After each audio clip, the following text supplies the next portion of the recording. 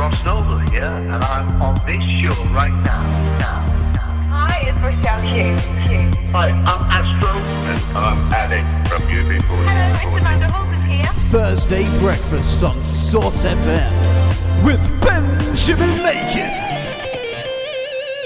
Well, hey, good morning, people. Thank you very much indeed for joining me today on your Thursday morning celebrity breakfast show. Thank you very much for being here. Now, I'm Ben Makin, and I'm going to play some songs today, actually, believe it or not. Play a couple of songs, play some interviews, because I'm delighted to announce, actually, that I have the return of the fantastic, the legendary, the devilishly, dangerously handsome John Barnes. Yes, John is back today. He's actually teamed up today with Drink Aware and Public Health England, okay, advocating this campaign, Drink Free Days. This has been in the headline news recently. That's coming up later. John is on the show, yes, and he has a real song request this time as well. I don't even have to choose one for him. That's awesome. Now, if that isn't your thing, don't worry about it. We also have the fantastic actress, Lisa Faulkner. You might know Lisa, actually, from EastEnders. She was actually also in Spooks, in a very disturbing scene, actually. That's all I'm going to say. Well, it involves a fat fryer. I do mention this scene, actually. I see if, I thought maybe it keeps her up at night still. Her character in Spooks gets a bit of a grim end, basically, involving a fat fryer, okay, in Spooks. So Lisa is fantastic. I'm really glad to have her on the show. She's chatting about her love of takeaways, okay? British Takeaway Awards, okay? They're on at the moment. So you can nominate your favourite takeaway. And come on, who doesn't love a takeaway? I mean, you can tell from me that I do love a takeaway. I do love too many takeaways, unfortunately. But, never mind. Takeaways are great. So Lisa's on the show now. We'll chat about that, chat about work, chat about the TV show she's in. Wicked. Get a song request out of her as well, so don't you worry, okay? We got you absolutely sorted this morning. Can tell you that. We've also got, now this is really exciting, okay? So the Reading and Leeds Festival has just been, those festivals, fantastic. And at them, actually, so Barclaycard teamed up with Professor Robin Murphy. Professor Robin Murphy, great guy. Actually, you know what? He's kind of dangerously handsome as well. Got a lot of handsome men on the show this week, haven't I? Yeah, not bad, eh? Anyway, Robin Murphy, he's from the Department of Experimental Psychology from the University of Oxford. And he actually went along to these festivals. He hooked people up, volunteers, I should say. I should hastily add volunteers. People wanted to do this, okay? He hooked people up to these physiological apparatus, basically, at the live festival. And he was looking at the science behind goosebumps. You know that feeling when you listen to a great song, especially if it's live, right? You're listening to a great song, or maybe a really sad bit in a film. I don't know, something like that, okay? And you just get that feeling, that goosebumps feeling. Okay, that's what he was looking at. This is really fascinating. So he's going to be chatting a little bit about that. So essentially, this is just some, such a good show, I tell you. And of course, I will get you a question. If you want a cheeky tune, just pop me a text. You know what to do. We've been through this before, haven't we? We've been through this. Pop me a text, 07860 670 917. And I'll get your songs on, promise, okay? Because, tell you what, if you're tuning in this morning, you already are a show VIP, okay?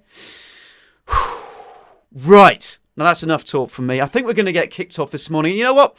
I'm going to kick off with Lisa Faulkner. I'm going to invite now Lisa Faulkner to the show. Lisa, you are fantastic, and I'm delighted that you could join us today. Hi, Lisa. Can you hear me okay there?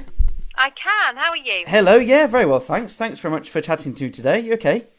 Very well. Now, this is actually, I'm going to have to admit to you, Lisa, I'm afraid, and you can tell. Thing is, everyone can tell this by looking at me, but takeaways are one of my number one favourite things in the world. I love food a bit too much, actually, I'm afraid. Got a bit of a cheeky beer belly as well, so it's not really going well for me. But I just love takeaways, and who doesn't? Do you know what? I'm there with you. Yeah. I think a takeaway is a great thing. And you know what? I absolutely love this. So these data that actually Just Eat are putting out there, and I see that pizza is the number one dish. I'm not sure that I agree with pizza being the number one. I mean, pizza is fantastic. Don't get me wrong at all, but you know what? I'm gonna have to say too that my personal favourite is Chinese. I love getting Chinese takeaways. Yeah, I do. I think there's something about Chinese because it's not something we generally cook at home. Yes. So therefore, you get Chinese, and you just can go for it. I mean, I love takeaway Chinese and Indian and pizza. It's not, to be honest, I'm not actually that fussy, but Chinese is just slightly above there for me anyway. But I was interested to hear about this, Lisa, because obviously as a chef yourself, I was really wanted to know what does a chef choose? Because obviously for a chef such as yourself, very successful on MasterChef, of course, yeah, very good. But what because surely everything that you order from a takeaway just probably isn't going to quite match your own cooking. This is what I don't understand. Because for me, for example, I'm a terrible cook, so everything I order from a takeaway is going to be taste like it's cooked by God. But for yourself, you're already kind of a goddess cooking it anyway, so you don't really need a takeaway. Well, you're very lovely, and I think I'm much more of a cook, a home cook than a chef. But it's very nice of you to call me a chef. I think I cook all day, every day. I cook most of the day, and so it's really lovely to have somebody cook for you, and B, something that, as I said, that you wouldn't necessarily cook at home. So I do cook curries at home and things like that, but not very often. I would much rather leave it to the professionals and get have a takeaway delivered to my door while I'm watching telly is sometimes just the ticket. And I think that's the point, is that you might cook, you might be a brilliant chef, brilliant cook, whatever, but there's always time, one of those treat days that you go, tonight we're having a takeaway.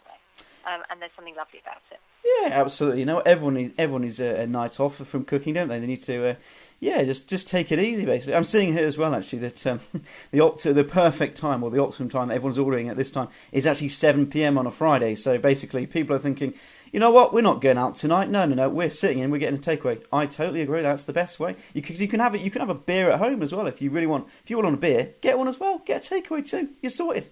It really is. They're staying in is the new going out. Yeah, it's ideal. I actually love this. Because it gives me such faith to know that everyone out there is just in agreement with me, thinking takeaways are just the best. I'm just a massive fan. Yeah. Talking about the British Takeaway Awards, Lisa. This sounds pretty cool. So there's basically a way that people can actually get involved, isn't it? And basically vote for their favourite takeaways, favourite foods and things. Yeah, I mean, as you say, the British Takeaway Awards in association with Just Eat, they are great fun, and they are a way of celebrating your favourite local takeaway restaurants. So you can go online and you can vote for your favourite takeaway, which I think is a really great thing. I have to say, I went to the awards last year, and I met so many great restaurant owners, takeaway owners, that were so passionate about what they did, and they were so happy to be there and to have been nominated. And most of them are sort of small family businesses from all over the country, and they come together to celebrate the great world of takeaway. But it was great to meet people that are so passionate about what they do, and it's nice because it's delivered to your door. That's fantastic. It's probably I can imagine it being really just such a positive, you kind of already said that there, but such a positive boost for the takeaway owners themselves just to be nominated, even if they don't necessarily win the award, but just to be nominated. Yeah. I think it's just such a positive boost. I don't know whether yourself have kind of almost experienced that as well, because of course, going on to win Celebrity MasterChef, that must have just been, such a message saying, Lisa can cook, here we go. Do you know what? It's very funny, because I always think I'm really not competitive. And I don't think I am competitive with other people, but I'm very competitive with myself. Yes. And so every time I went through to another round, I didn't care about beating anybody else. I just wanted to do better than I'd done the time before. And it's, I suppose it is that passion and that thing that you realise, oh my God, I love doing this. I really love cooking. That spurs you on, and the more people that like your food, the more you get spurred on. Same in having a restaurant. The more people that like your food and vote for you, I'm sure the better you feel. Yeah, fantastic. Well, I do urge people to go out there. I mean, I bet everyone can immediately think of their number one favourite takeaway. This is just something which I think just resides.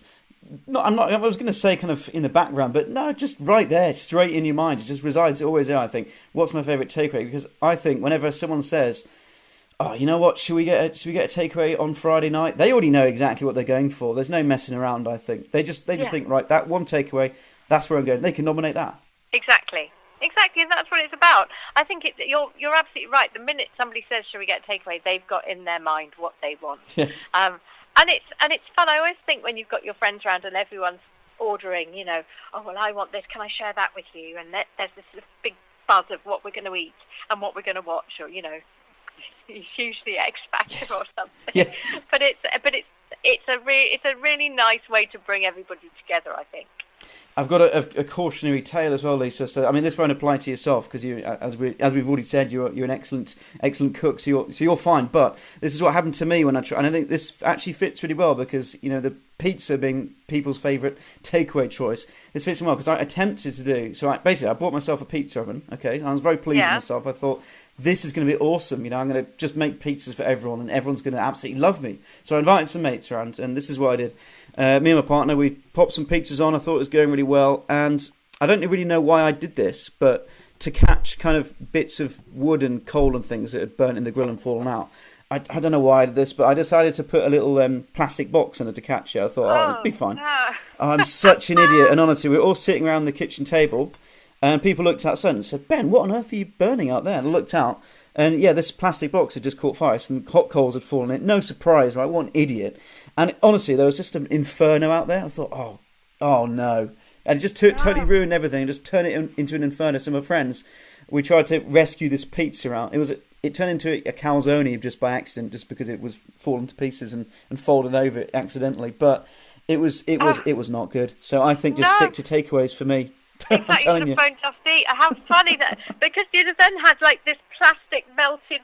Oh, it was a nightmare. I had to scrape it, so I had to get a barbecue scraper thing and scrape it off the tiles because it just liquefied and turned into this kind of black pool. It was disgusting. It was horrible. It wasn't what people were expecting anyway. When I said, "Come over for pizza, I'll put you a pizza on."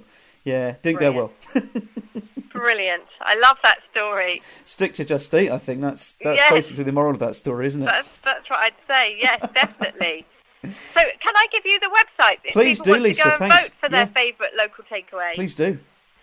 It's the btas.co.uk, and if you go on and vote for your favourite local takeaway, you could win £1,000. You can win tickets to the X Factor, and you can win Just Eat vouchers. So it's pretty good. Sweet. Yeah. Well, thanks very much, Lisa. You know what? One last thing, because I can guarantee that you won't have a fat fry in your home following the traumatic scene, the famous traumatic scene. I bet you don't have one at home, do you? Just because of that one scene. You know what? Sadly, I do. But it's in a box, and it's only taken out very rarely. Yeah, okay, and it's supervised as well.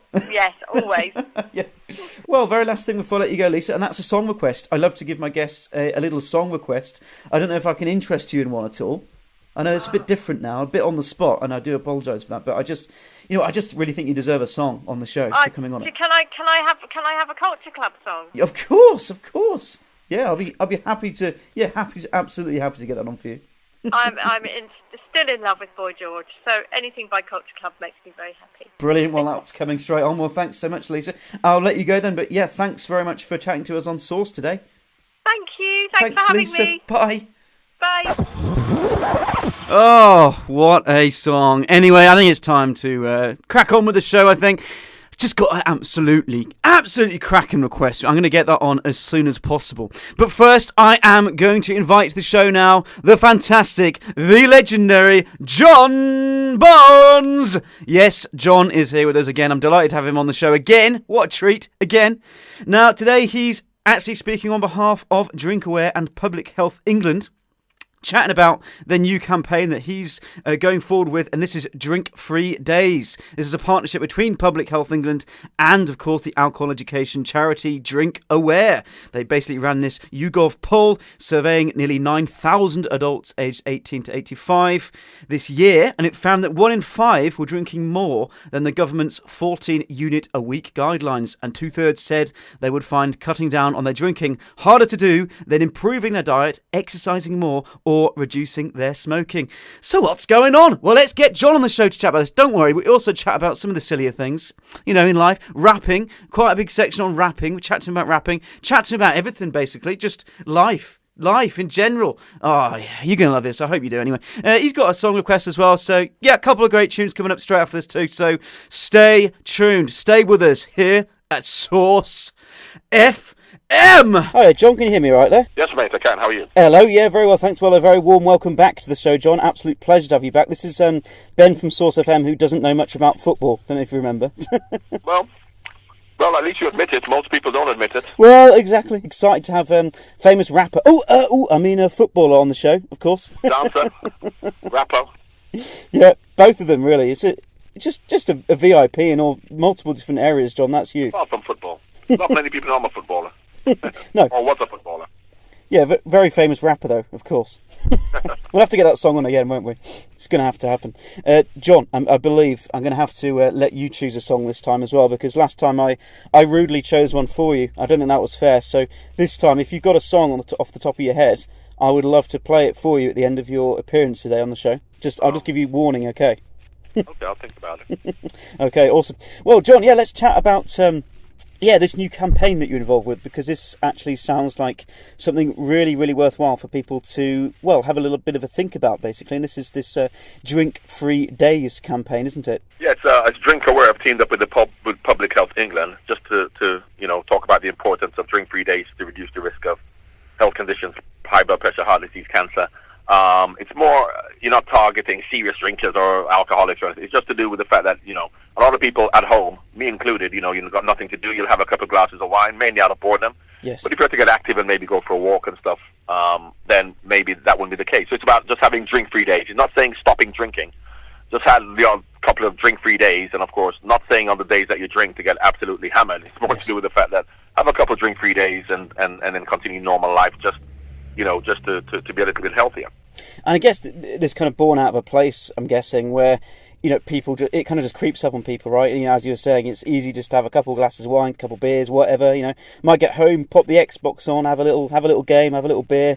But then if you do that every night, obviously, then actually, without realising it, you're drinking every day. So it's wise to, as you say, probably just take a few days off and make sure you're doing that every week. Absolutely, and of course, the website www.drinkfreedays.co.uk. If you go to that and you can put the amount of units you have, it'll show you where you're on the country in terms of the amount you drink and the percentage.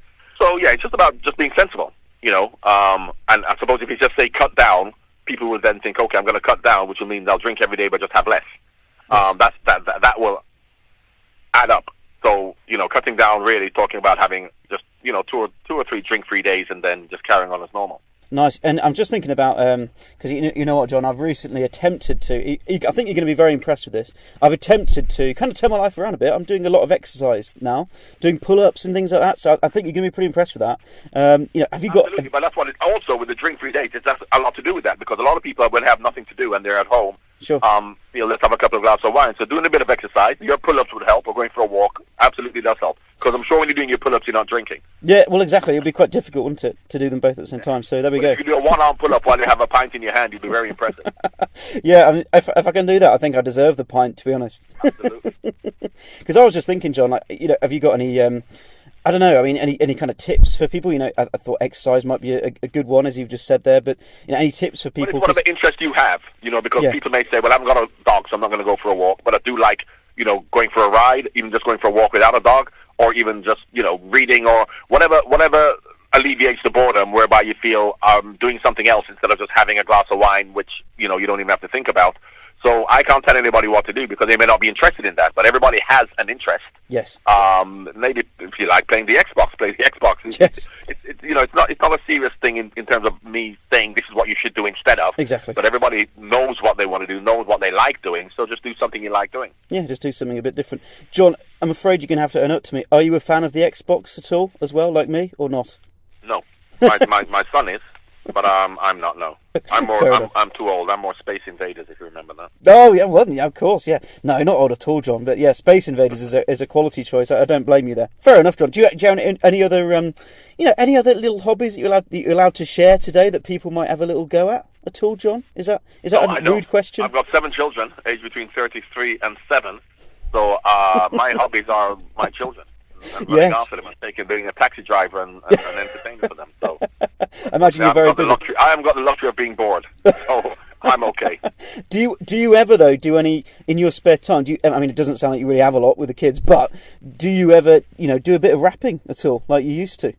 only when I'm asked. I don't normally sit at home rapping, out of boredom. So I won't be rapping instead of having a glass of wine. And I try not to because I think I'll need to go and see a psychiatrist if I'm at home rapping for no reason. Yeah. So no. I don't suppose that Jay-Z sits at home rapping either, although he is a rapper. I'm sure he has other things he has to do in his real life. So if I'm on Top of the Pops, I'll be rapping. But if I'm not, no, I don't rap. Or I don't actually play football either. At home, sitting at home, I don't think let's have a game of football. Yeah, just booting it around the kitchen. Yeah.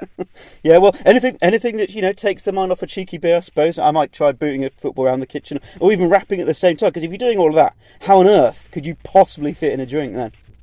Well, rapping takes about 2 minutes. You're going to have like a whole album of rapping to take your mind off that, because if you're just going to have one rap, that still gives you a lot of time to have a glass of wine. So try something else. Yeah, okay. Well, John, I'll tell you what, I'll just give you just one chance now, because I don't know whether you've got a secret desire to do this, but just one chance if you wanted to lay any bars down today. I don't know if you do, but any bars... That sounds like you want to have a drink laying a bar down. I don't know what laying a bar down is. I don't know why you think I'm a musical person, because I haven't got a clue what laying a bar down actually means. So I suppose that's I can lay a bar down in my house if I wanted a bar with some alcohol in my living room.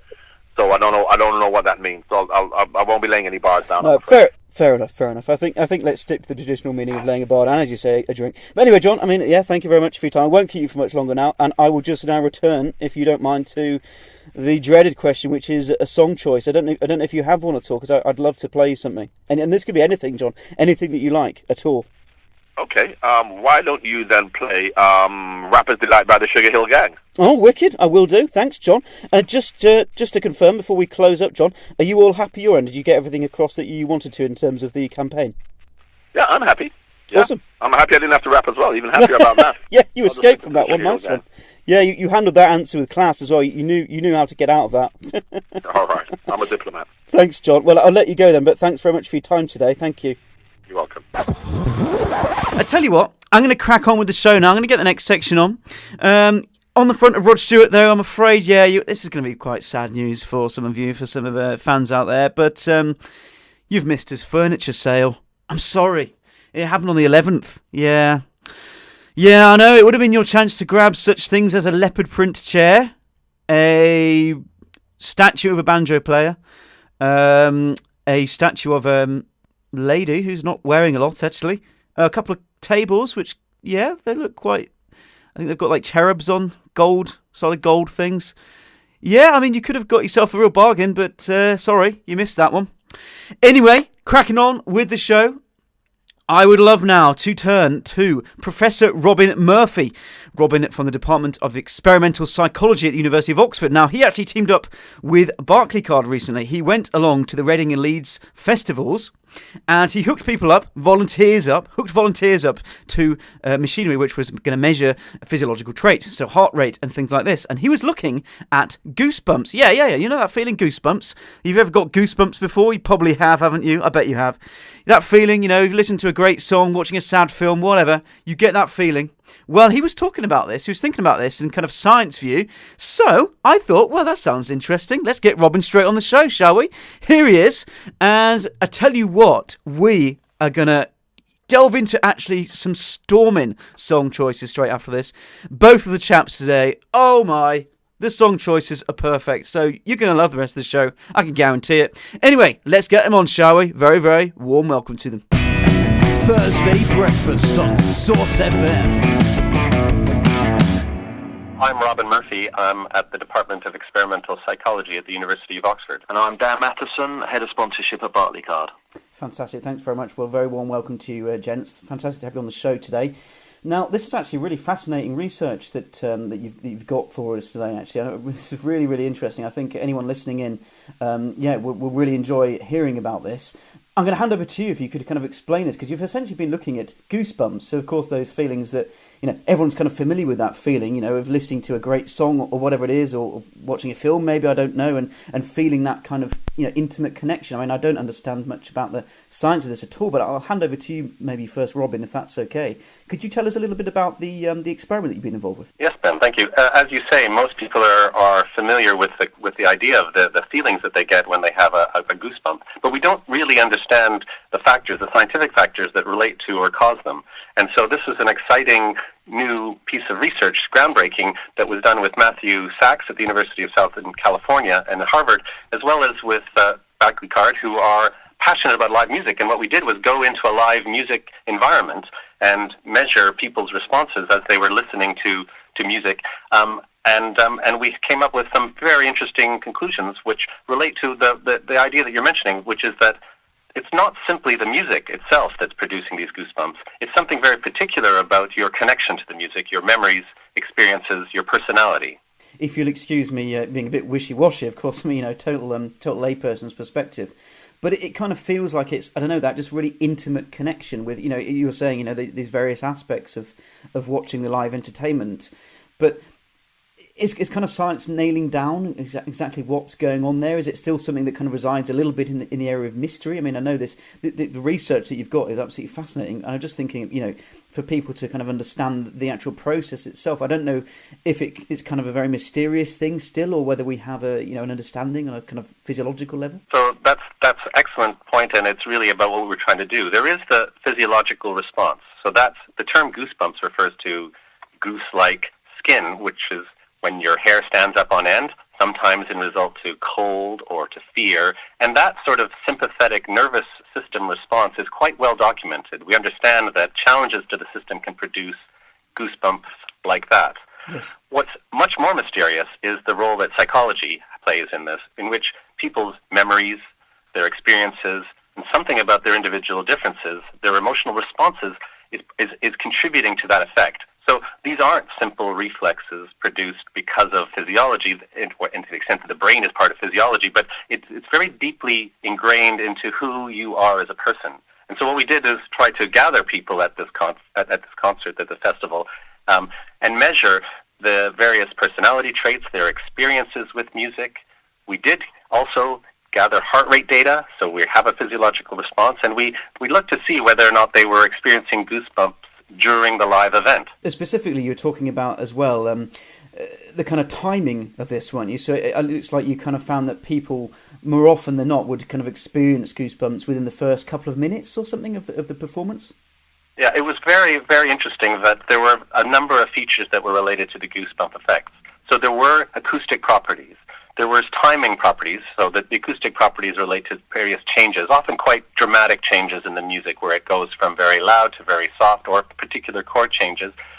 There was also the extent to which the introduction to songs produced goosebumps. What's interesting about that is that was also tied in with the live nature of the music. Yes. So as the performer started to connect with the audience, start to describe their own experiences about why the music was being generated, you could see, and we recorded the fact that the audience goers were connecting with that. They were having emotional responses with the performer, and that's what's unique about live music, is it provides the opportunity for the audience to connect in a very different way than they would if they were just listening on their stereo.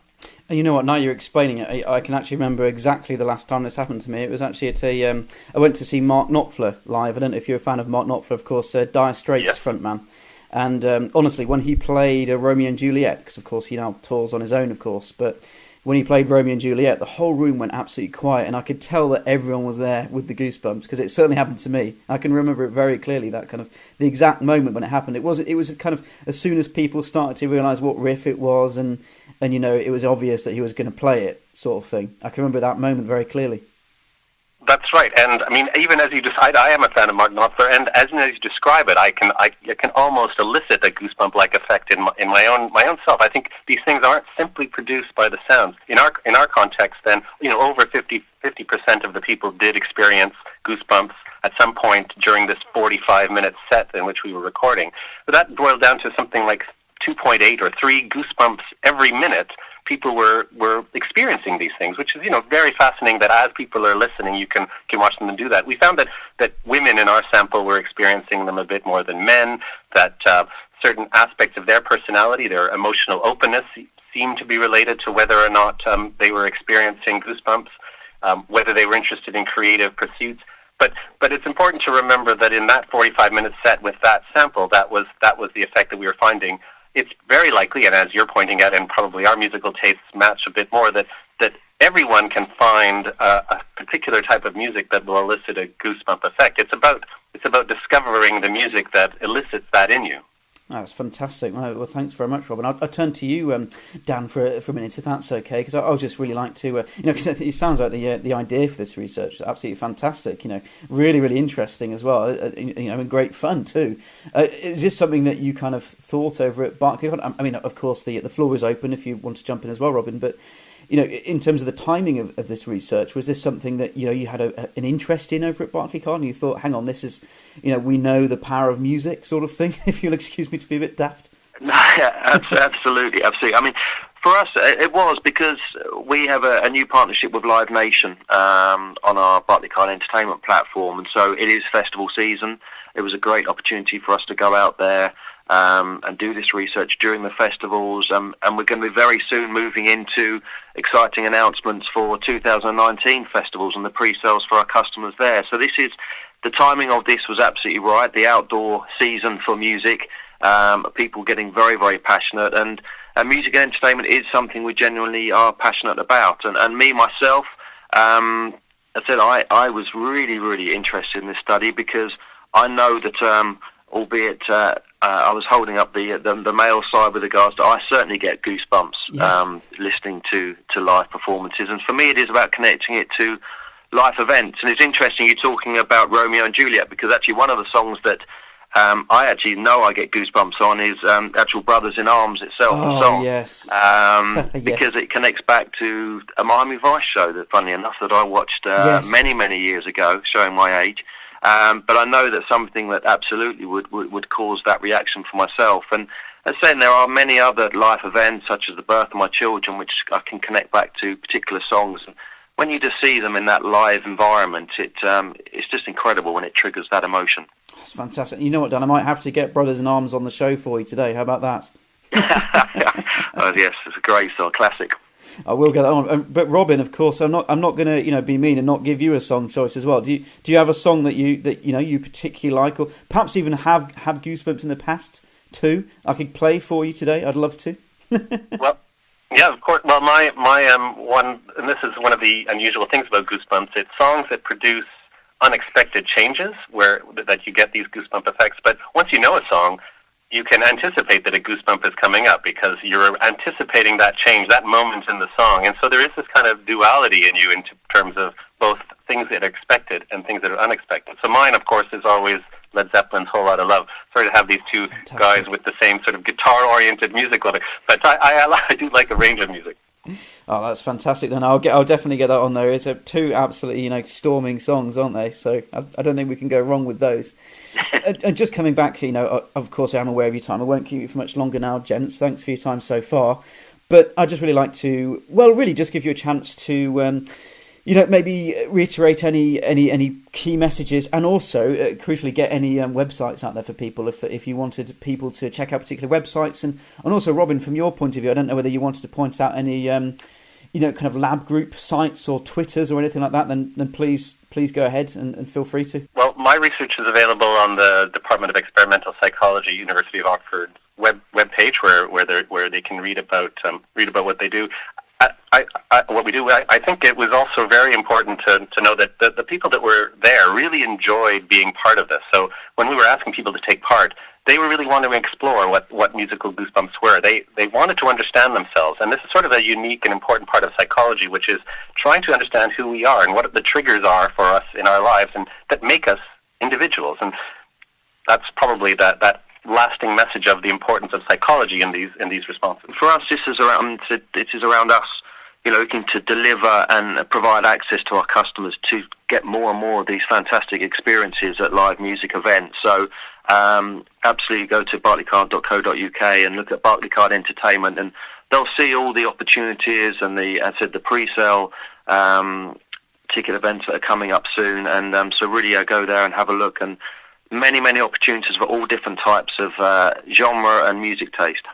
That's fantastic. Well, thank you very much indeed, gents. I really liked as well your point there, Robin, about people actually really enjoying and wanting to understand more about themselves, because I think that is just such a kind of really nice message, I think, to finish up on as well today, because that really does point out to me, if it wasn't already obvious, just the great importance of science branches such as psychology, understanding actually our own minds. I think that's a fantastic point to close on. So thank you very much to both of you. I guess Dire Straits and Led Zeppelin coming up straight away, basically. Perfect. Thank you, Ben. Thanks, Ben. both. Well, it's that time. It has come to the end of the show. Thank you very much indeed for joining me today. Really hope you can make next week too, next Thursday morning from 7:30 till 9 o'clock. But do stay tuned to Source FM today. Up next is the fantastic DJ Steve. So thank you very much. I'd like to thank my very special guests today. Thanks to Professor Robin Murphy from the University of Oxford. Thanks to Dan Matheson over at Barclaycard. Thanks to John Barnes, the legendary John. I was really, really pleased to have him again. And thank you to actress Lisa Faulkner. And of course, thank you to you. Thanks for being here. Thanks for sending in requests. And I'm going to leave you with a cheeky song, but that's it. That's me done for today. Goodbye now. Bye.